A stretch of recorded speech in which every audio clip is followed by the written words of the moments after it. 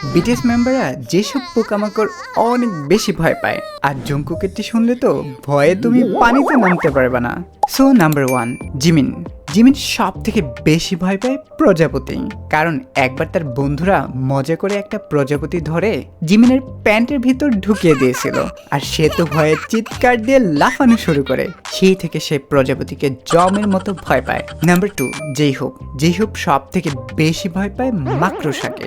Number 3, V সব থেকে বেশি ভয় পায় চেলাকে, কারণ এটা দেখতে খুবই ভয়ানক, দেখলেই মনে হয় যেন শরীরে বেয়ে বেয়ে উঠে যাবে। নাম্বার 4, আরএম সব থেকে বেশি ভয় পায় মৌমাছিকে, কারণ একবার মৌমাছি তার চোখের পাশে হুল ফুটিয়ে দিয়েছিল, পরে তাকে 1 সপ্তাহ আর কেউ চিনতে পারে নাই।